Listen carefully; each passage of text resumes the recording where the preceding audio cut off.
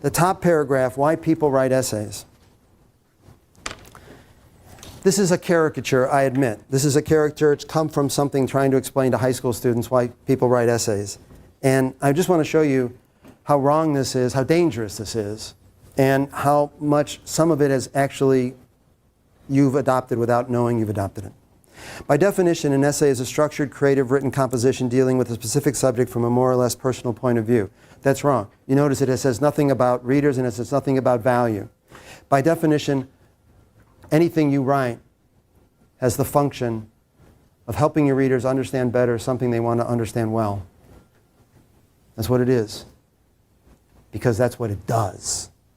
I'm Wittgensteinian on this point. What something means is what it does. Here's what your writing does. It helps a particular set of readers understand better something they want to understand well. That's what its job is. All this other stuff, being structured, being creative, being written, dealing with subjects, is how you fulfill the function. And sometimes you do it this way and sometimes you don't. But what is immediately lost is that sense of function. People write essays because it gives them an opportunity to analyze ideas, situations, and people and to preserve them indefinitely. Can you see how misconstrued this is all about the writer? It's why people write essays, so that they can think. Okay, I got no problem with somebody writing an essay because they want to think. What I have a problem with is that they come to my office and say, my readers don't appreciate me. Well, why did you write it? I wrote it so I could think. They don't owe you their appreciation. They're not going to appreciate it just because you wrote it. And this is very different. And in many, you could make the case, you could make a very important case. Homi Bhabha and I used to argue about it when he, not argue, I just, Homi, you're right. There's really moral problems with this. Right? We want to be clear about that. Preserve them indefinitely. Very, very dangerous idea. Can you see how that's this model? This notion that your writing preserves your ideas indefinitely? No, it does not. A student of mine who's now the chair of a philosophy department had a lot of trouble getting his first book out. He wrote this book and he was working on it, kept working on it, and he sent it to me. He was actually a student of mine in his first year here, and he used to write me 2-page papers and I would give him 6 pages of comments. So now he sends me a 400-page book and he says, oh, this is cool, Larry, I'm going to get 800 pages of comments. I sent him 2 words. I said, you're done. And he came back at me and said, no, I'm not done. I could make it better. I said, you're done. He said, but Larry, this is ridiculous. I look at myself and I see how I can make it better. I said, Jonathan, you're done. He said, but somebody's going to read this in 500 years and I don't want to find mistakes. Jonathan, nobody's going to read it in 500 years. The function of your writing is to move this conversation forward. It cannot do that if it's in your desk drawer. Your function is to move a conversation forward. It's not to preserve indefinitely. Because guess what? You could be some of the stuff, count on it, you're going to be some of the stuff at some point that gets left behind. This is not a bad thing. If you think it's going to be preserved indefinitely, you're just wrong. It's really not. And he looked at me and he says, but Aristotle. I said, come on, Jonathan. Not only does it ensure permanence of ideas permanence of ideas, no, it doesn't. It also ensures a degree of permanence for the writer. No, it doesn't. If you have that in your head, of course you cannot write. Right? That's a standard none of us can meet except like Aristotle. Right? Don't let yourself go there. It is a way for the writer to understand more clearly ideas and concepts. Horizontal axis, horizontal axis, horizontal axis. It's a way for the writer to participate in the world by sharing his feelings. Is your writing a way for you to participate in the world? Yes. But not by sharing your feelings or your thoughts, but by changing other people's thoughts. That's how you participate. It's a way for the writer to sharpen thinking and organizational skills. Can you see how skewed this is toward students? There's a way for the writer to enjoy the personal thrill and satisfaction of communicating his own personal ideas and feelings. I will say it again, your writing is not communicating anything about you. That's not its job. Its job is to change the way your readers think. Now people look at me and say, well, that must mean you're lying. No. It's not like there's only two options in the world, right? Communicating your inner thoughts or lying. It's not. You don't understand the function. Sometimes the function of something I say is to communicate my inner beliefs. If I'm on trial and somebody says, I literally had an FBI agent in my office this morning. That's kind of freaky, but it's actually the truth. So sometimes I sort of have this, okay, I need to know about the inner part of you. Sometimes I'm sitting with a friend who's just gotten some really bad health news, and my language is not about me. It's about her. The idea that language has only one function seems to me impoverished beyond measure. You have to think, I urge you to think of language as having many different functions. The function of an academic piece is not to communicate your ideas, it's to change the ideas of an existing community. Now, sometimes you do that by communicating your ideas, sometimes you don't. But understand what it's for, and understand that your training has been all about revealing your head. You've been trained, it's in your blood, that that's what you're supposed to do when you write. And that's just not the case. So, go to the bottom one. Welcome to the world, the new world. We may thus expect a thorough exteriorization of knowledge with respect to the knower, at whatever point he or she may occupy in the knowledge process. The old principle that the acquisition of knowledge is indissociable from the training of minds or even of individuals becoming obsolete. And will it become ever more so? The relationship. Here's what he's talking about. When I was in school and somebody said, oh, she's amazing. This professor, she's Professor so-and-so, she's amazing. What we talked about how much she had in her head. We said she knows more about this. She's forgotten more than I will ever learn. And what Lyotard is saying here is that knowledge no longer has anything to do with the inside of individual heads. Now, if you talk about somebody being a great professor, what are you talking about? You're talking about what they have, he or she has done in this exterior space between heads. Now it's not how smart they are, how much they know. It's what they've done in the space between heads. What they've exteriorized. What they've done out there. That's your job. It's not to reveal the interior of your head. It's to change what's going on in the spaces between heads. Or however much you want to talk about the construction of knowledge. This is very unpleasant to lots of people. The relationship between the suppliers and users of knowledge to the knowledge they supply and use, that is your relationship to your own knowledge, is now tending and will increasingly tend to assume the form already taken by the relationship of commodity producers and consumers to the commodities they produce and consume, that is, the form of value. Your relationship to your own knowledge is the same as the relationship of a farmer to the wheat or a miner to the coal. The relationship is the form of value. And I bet for many of you, that doesn't feel very good. People don't like that. I get that they don't like it. But I can tell you, that's the way it is.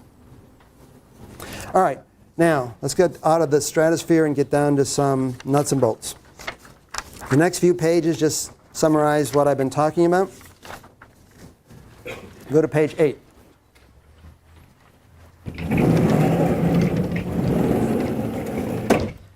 So now, I want to go back to the difference between because, if, and unless, and talk about words like but, although, however, inconsistent, and anomaly. These words are all serving the same function in this text. These are transition words, as he rightly said, or flow words. These are not. Anomaly is a noun, inconsistent is an adjective. But can you see what all these have in common? Anomaly, inconsistent, but, however, although. These are flow words, but these are not. So what does this list have in common? However, but, although, inconsistent, anomaly. They create tension. It's a good word for it. Tension. Give me some other words. Motivation. Challenge. Good. Contradiction. Like flags. Red flags. We use the word for all of this, instability. We use two words. First of all, we use instability. There's not magic. I have no trouble at all if you want to use the words like tension. Can't read my own handwriting. Challenge, contradiction, red flag. We find the word instability to be helpful. Because here's what we think is one general way to talk about it. It's not magic. It's just helpful. And that is, a lot of people come out of school with a model for writing at the beginning of a text that's basically in the mode of explanation. That is, they think that what you should do is give background or something like definitions, and then move to something like a thesis. Notice this is all very much on the positivistic model. That is, knowledge starts by a solid foundation. You have a solid foundation of previous knowledge. You have a solid foundation of a definition. You have a solid foundation of, here's the worst one of all, generalizations. Right? So many people have been taught this model. They don't even know they're using it. You open with a generalization. You move to a specific thesis. Then you talk about the thesis. Then you move out to a generalization at the end. We call it the martini glass model of writing. Wow, you don't want to do this. You really don't want to do this. All right? Instead, you open with what I show you on page 8 is a problem. Whose problem? Readers. The community. You got it. A specific set of readers. Not, which is what you're doing right now, very likely, your problem. I see all kinds of texts that have the language of, dear reader, I have this problem that really interests me. Sometimes you have this sense of, ever since I was young, I've been fascinated by fill in the blank. And now I want you to fund me for a year of solving my problem, of not knowing enough about blank. Right? Wrong problem. Wrong location of the problem. The problem needs to be located not necessarily in the readers, but in something the readers care about. For academics, it's something the readers want to understand. If they're not academics, it's something a problem that the readers want to fix. So for example, I know nobody here is in education, but if you want to get funding and a grant for studying something on education, you start with a problem in the world. We got an education system that's clearly broken. That's a problem. That's the problem your readers care about. Probably not the readers' problem. They actually probably have pretty good educations. They probably are sending their kids to pretty good schools, but they care about that problem. All right? You locate problems in specific reading communities. This is very different from general background or definition. Then you move to a solution. And of course, notice your thesis can be in a solution only if the readers perceive the problem. Sometimes I'll say to people, this thesis, is it a solution to a problem? They say, yeah, of course it is. Okay, so where did you say what the problem is? It's not there. It's not there. It's got to be there. Not got to be there. 9 times out of 10, 99 times out of 100, it's got to be there. So that the readers can see it's a solution to that problem. Now, in very general terms, and I'm just going to sketch this out quickly, we find that problems have 2 chief characteristics. One is the situation has to be unstable. That is, you have to generate a sense of instability. Words like but, however, inconsistent, although, anomaly show the situation to be unstable. Can you see the crucial difference in why so many writers are so bad at this? Look at this language. Look at this model. This model is a model of stability and continuity. This model is a model that says this thesis validity, its validity is established by it being continuous with something that we already know to be valid. So the language that people use is a language of continuity and consistency. The horrible irony is your readers are actually searching for language of instability, inconsistency, and tension. So the crucial point I want to make is we're back to this interference pattern. People say, well, look, I just want to talk at this point about consistency. I want to show the continuity between what I'm saying and what comes before. That's what I want to do at this part of my text. What happens if the readers are looking at that moment of your text for a problem? What if they're looking to decide whether it's valuable by whether or not they have a problem? It's not neutral. They're looking for something that shows them inconsistency. You are giving them language of continuity. You are interfering with their reading process. They are slowing down. They are getting confused. They are getting aggravated. And they can stop 2 paragraphs into your text. 2 paragraphs. They're done. Because what they're looking for is value, and you're using language that's not neutral. It is contradicting and interfering with their sense of identifying value. Okay. There's a second point, which a lot of academics really dislike. Some don't mind it at all, which we call the language of costs and benefits. And we differentiate that for a reason. What we mean is, not always, but very often, you need to use code language to your readers to show them that the instability imposes a cost on them. Not on you, on them. Or conversely, that the instability, if it's solved, offers a benefit to them. The language is different. There's a language of cost and a language of benefit. There's a version of saying, dear readers, dear important readers, you are brilliant, you've advanced us enormously, we're so grateful. But there's this little inconsistency in your work. Now, they want to know, well, does that inconsistency cost us anything? Because guess what? You know what about my work? It's got tons of inconsistency in it. Much of it doesn't make any difference. Is the inconsistency you're pointing out costing us anything? Or you can say to them, hey, there's inconsistency in your work. If you improve it, you get this benefit from it. Those are different coded languages. I urge you to pay attention to the actual journals that you're imagining publishing in and see whether or not there's a pattern of language of benefit and language of cost. There may not be a pattern. You may see both. But if there's a pattern, you know what my advice is going to be? Use it. Follow it.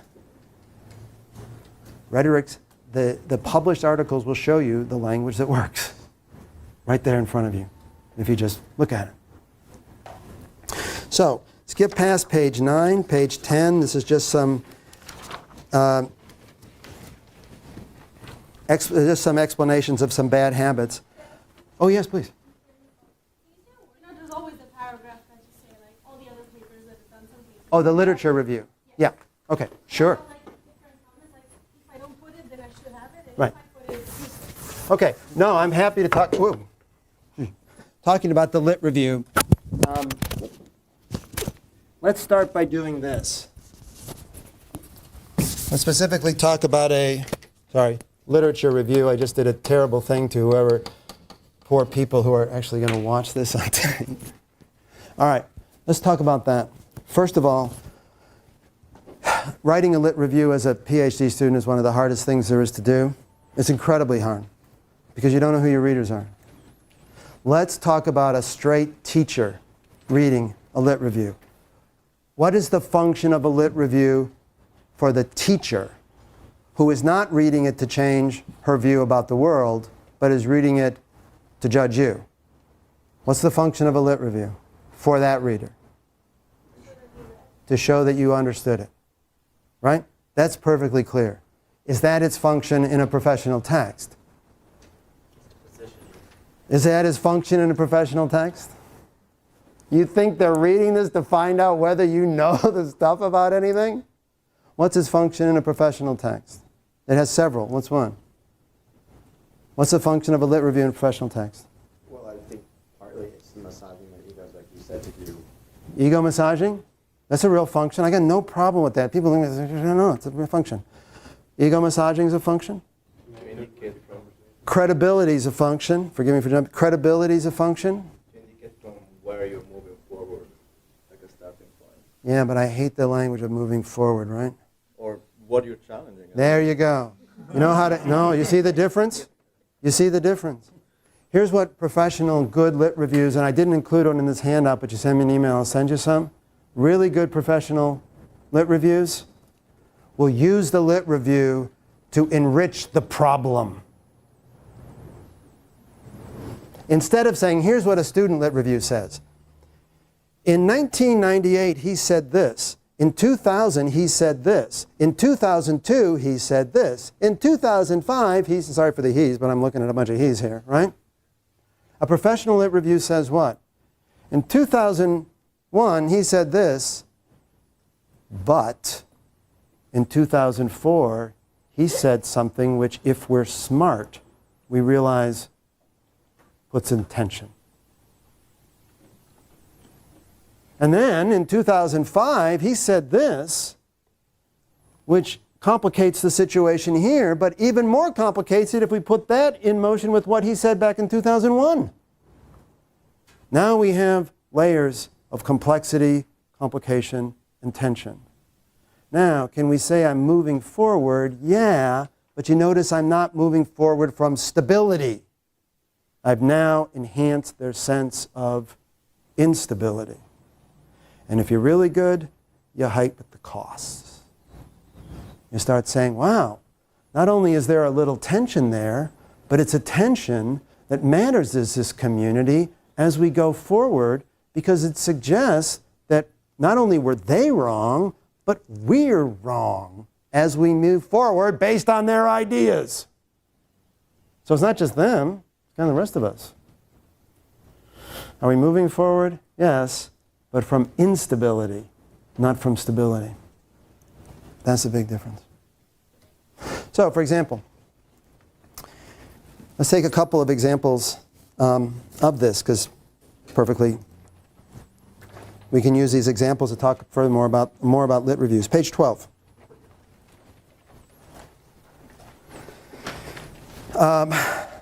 Here's an instance from Bill Sewell, who was just a terrific writer. Ever since Herodotus, historians have written about events. Battles, alliances, scandals, conquests, conspiracies, revolts, royal successions, reforms, elections, religious revivals, assassinations, discoveries. Momentous events have always been the bread and butter of narrative history. Now, if you talk to some high school teachers and you'll say to them, what is he doing there? They will say to you, oh, he's giving background. No, he's really not. When do we find out that he's not giving background? The next word is but. He's not giving background. He's building a problem. And the differences are enormous.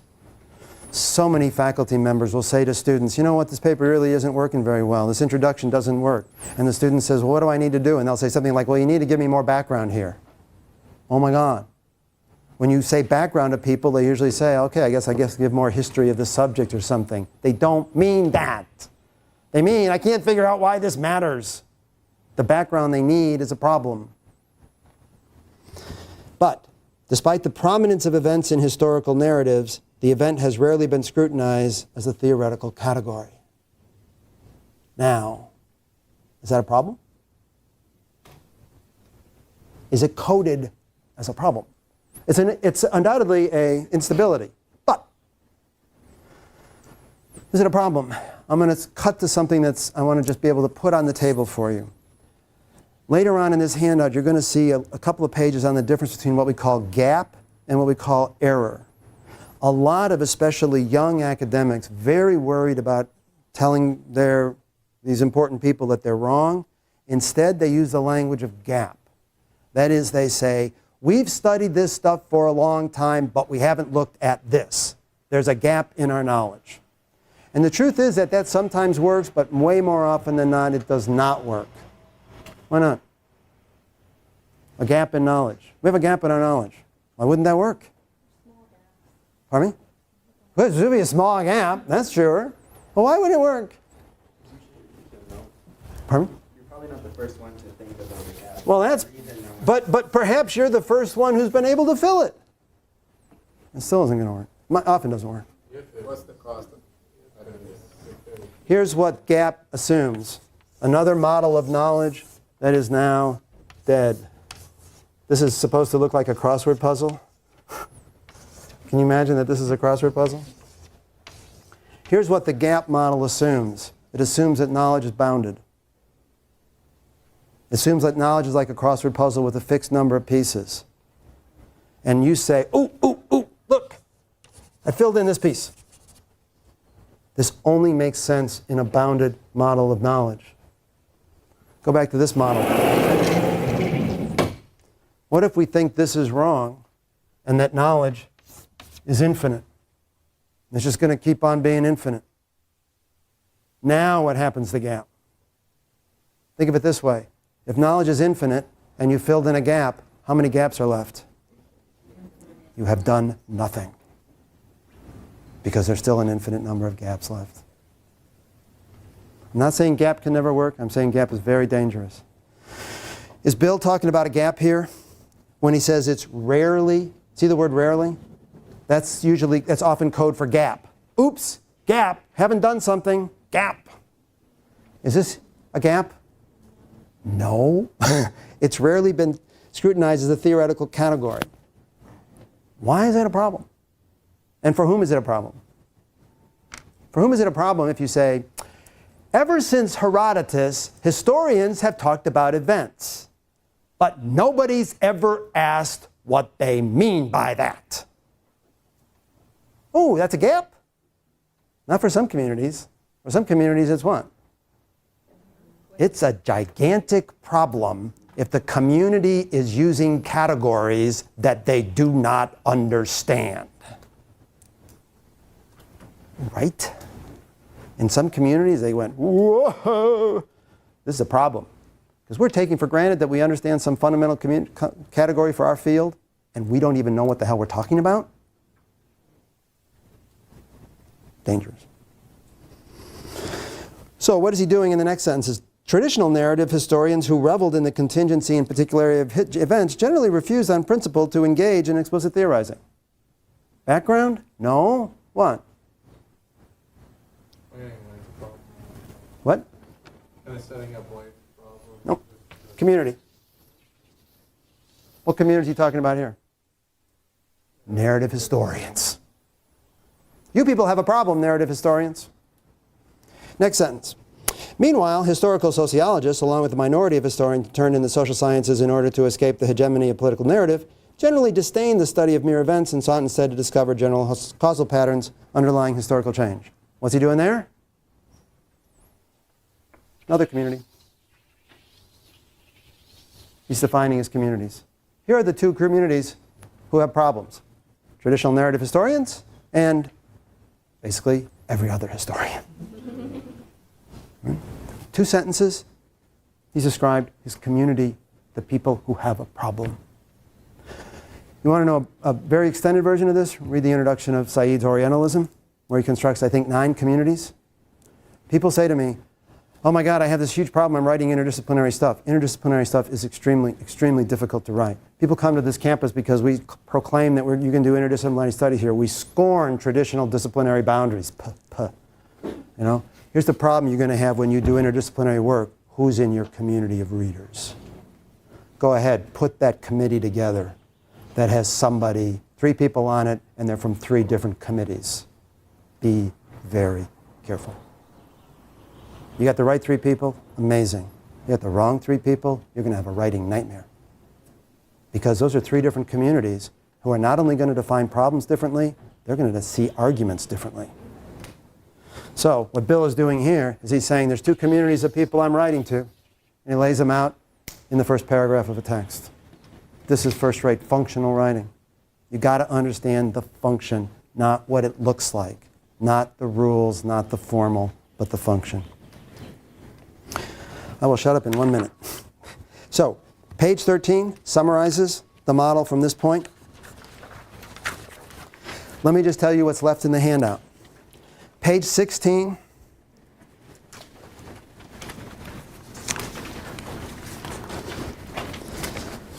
One of the best pieces of problem construction I've ever seen. A couple of economists writing a very long introduction that establishes layer upon layer upon layer of problem.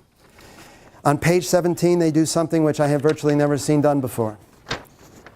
See this chart? See this graph at the bottom of page 17? You don't usually see charts in introductions because they usually, what are you thinking charts are for? Either to explain or to give evidence for something. You know what this chart is? It's wrong. How cool is that? It's a problem, right? Using a chart as a problem constructing technique? Wow. And by the way, watch their codes. You'll see how they do this in a very deferential, everybody's really smart, but gosh, you know, really, really nice piece of writing. Page 20 talks about something that I've already mentioned, the danger of gap. Page 22 goes to gap and error.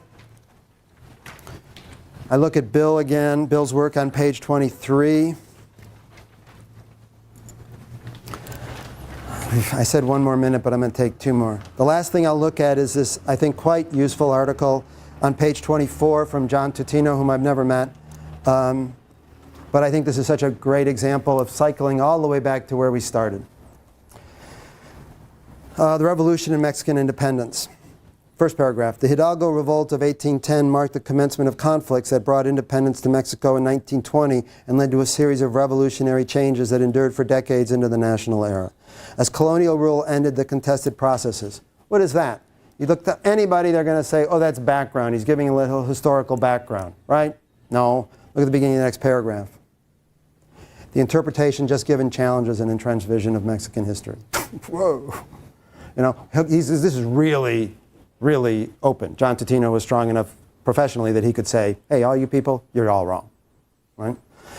Now, he talks about the view that's wrong in the second paragraph. Look at the beginning of the third paragraph. This essay argues for a different interpretation. Okay, so what he's done is, he's first said, here's a view of history, and then it said, this challenges what all you people think. Now he says, in this essay, here's what I'm going to do. Here's what I want you to notice. The footnote. This essay was first presented in a seminar organized by Eric Van Young at the University of California, San Diego. Look at the next page, page 25. Here's what I'm quite sure John Tutino presented in that seminar at the University of California, San Diego. He presented this data, which he had spent quite a lot of time in Mexico generating.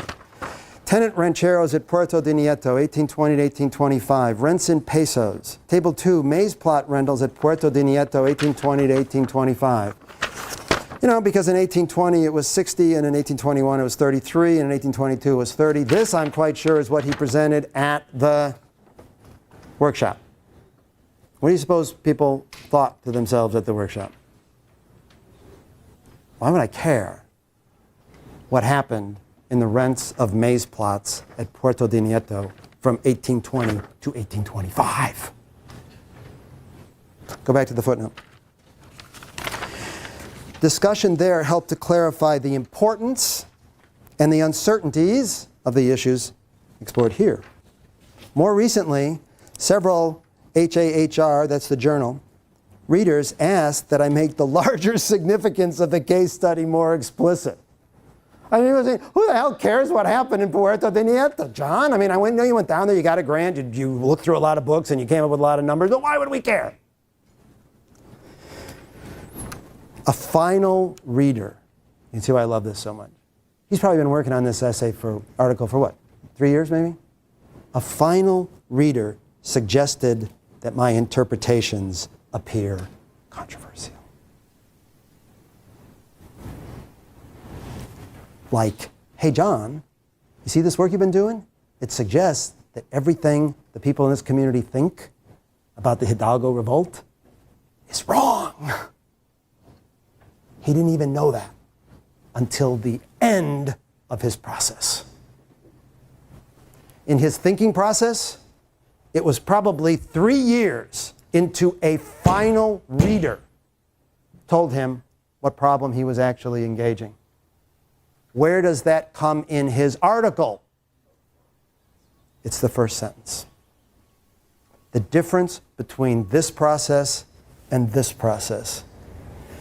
To the extent that you are embedded in making your writing handed to the reader on this process, you are very likely to interfere with their reading process. The more you can, you've got to do this, guys. You've got to do this process to do your thinking. But the more that you can learn how to alter it for these people, the more successful you're likely to be, and the less painful this whole this painful writing process is going to be for you. Okay, I apologize for two things. One, for being longer than I intended, and two, for being ridiculously theatrical about this. My only excuse for that is, I'm not kidding when I say I have people in my office using the Kleenex. This stuff can be brutally hard and just plain brutal. I am dramatic here in the hope that you will not end up in my office. But let me say, you are welcome. I'm the director of the writing program on campus. I welcome anyone who wants to come and talk to me about writing. If you send me an email and say, can we make an appointment, the answer will be yes. It may be a while. I should warn you. Larry McInerney, my email is lmce@uchicago. Sometimes I'm not in residence, sometimes I am, but it may be a couple of weeks before we can meet. So just warn you, sometimes people, if you say, Larry, can we meet, and I've just got to turn this paper in at the end of the week, the answer is usually I can't do it, then I'll try. But if you give me time, then we'll do it, and I will welcome it, because no one on campus more than I appreciates just how hard it is, the stuff that you're doing. Okay, let's stop, and we're done. If anybody wants to hang around, you're welcome to do so.